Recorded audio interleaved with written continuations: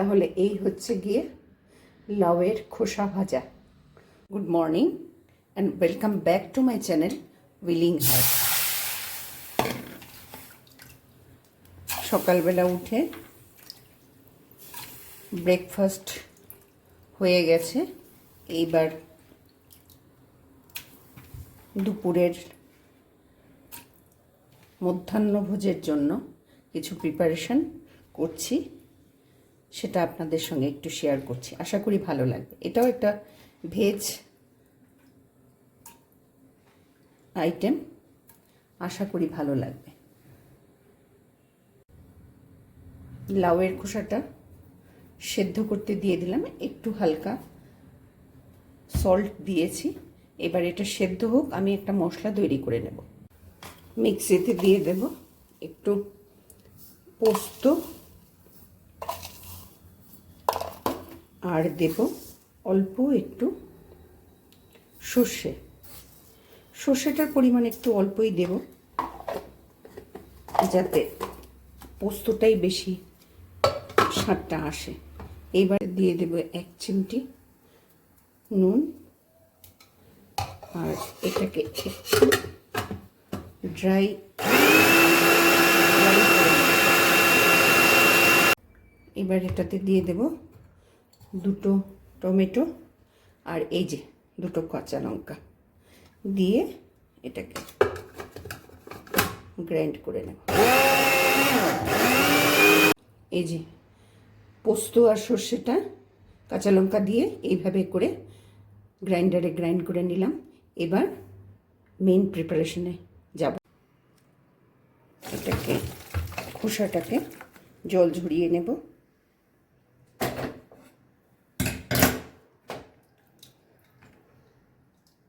আমি কিন্তু এই জল ঝরিয়ে রাখা জলটা, যেটার মধ্যে সল্টও দেওয়া ছিল, সেটা কিন্তু ফেলবো না, সেটা রেখে দেব, কারণ এটা কাজে লাগে।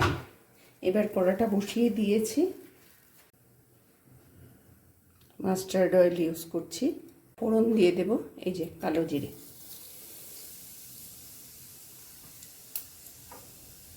ফোড়নটা একটু হয়ে যাক, তারপরে দিয়ে দেব আলু।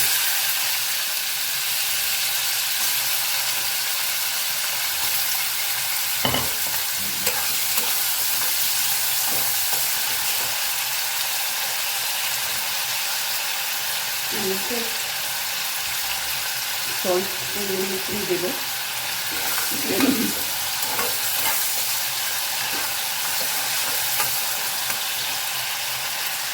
আলুটা ভাজা কিছুটা হয়ে আসছে। এখন দিয়ে দেব খোসাটা, লাউয়ের খোসা।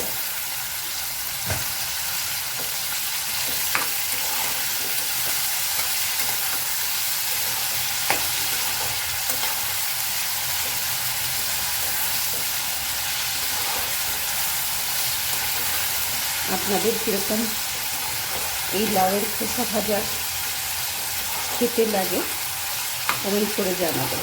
আমার তো খুব ভালো লাগে এবং আমার ফ্যামিলির সবার কাছে এটা একটা মুখরোচক খাবার। খোসাটা ফেলে না দিয়ে এটা একটা দারুণ খাবার হয়। এইবার আমি অ্যাড করব মশলাটা। মশলাটা এতটা লাগবে না, যদি না লাগে তাহলে আমি কিছুটা মশলা রেখে দেবো। এবার গ্যাসের ফ্লেমটা একটু কমিয়ে নেব।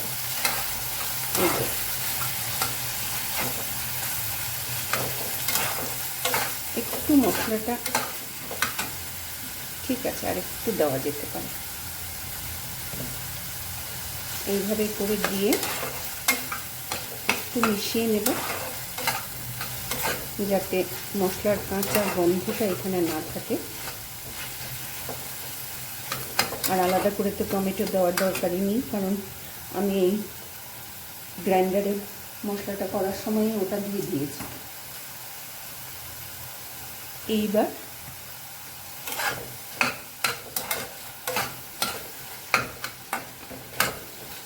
একটু নাড়াচাড়া দিয়ে ফ্লেমটাকে হাই করে দিয়ে ওই যে খোসা থেকে যে জলটা বেরিয়েছিল সেই জলটা আমি একটু অ্যাড করে দেব।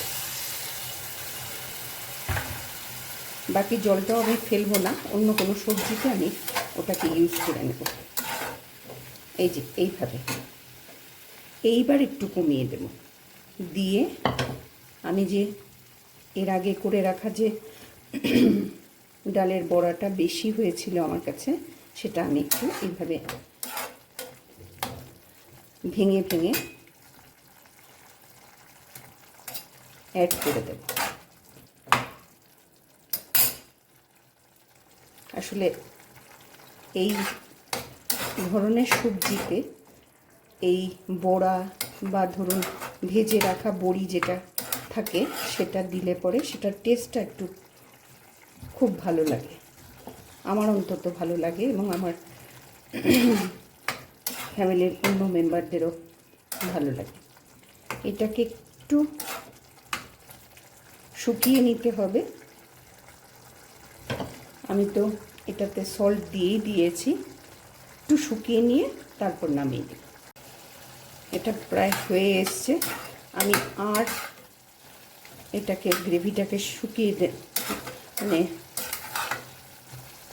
শুকাতে দেব না, কারণ এর থেকে বেশি শুকালে এটা খেতে ভালো লাগবে না। এইবার এটাতে দিয়ে দেব একটু হালকা করে মিষ্টি। হয়ে গেল।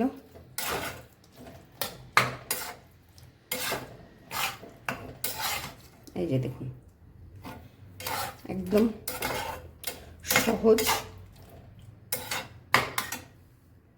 আর সব শেষে এটাতে অ্যাড করব একটু ঘি।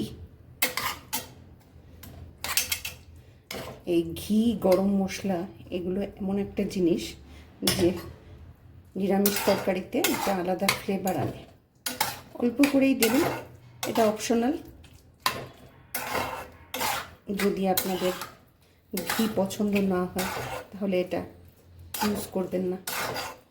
ঘি ছাড়াও ভালো লাগবে খেতে, ঘি দিলে একটু গন্ধটা ভালো লাগবে। এই হচ্ছে গিয়ে এই প্রিপারেশন। তাহলে চলুন এটাকে বাটিতে সার্ভ করার জন্য রেডি করি।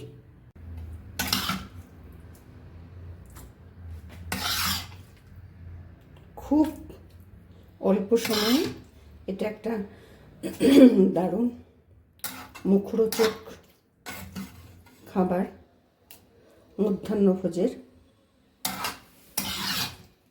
আপনারা অনায়াসে এটা বাড়িতে বানিয়ে ফেলতে পারবেন। আর এই লাউয়ের খোসাটা ফেলে না দিয়ে এইভাবে করে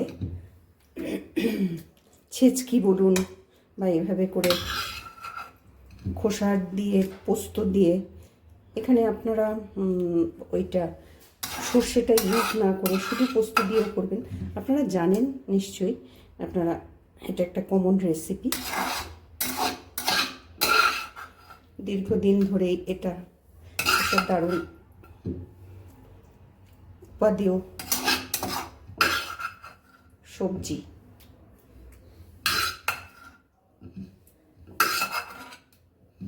হয়ে গেল।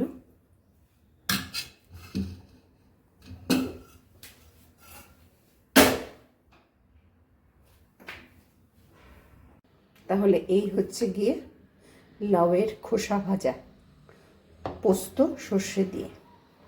তাহলে আজকের মতন ব্লগটা এখানেই রাখছি। আপনাদের যদি কিছু ভালো লেগে থাকে অবশ্যই অবশ্যই আমার চ্যানেলটাকে একটু সাবস্ক্রাইব করবেন, লাইক করবেন, শেয়ার করবেন। তাহলে আপনাদের সঙ্গে আবার দেখা হচ্ছে নেক্সট আরেকটা ব্লগে। ভালো থাকবেন, সুস্থ থাকবেন।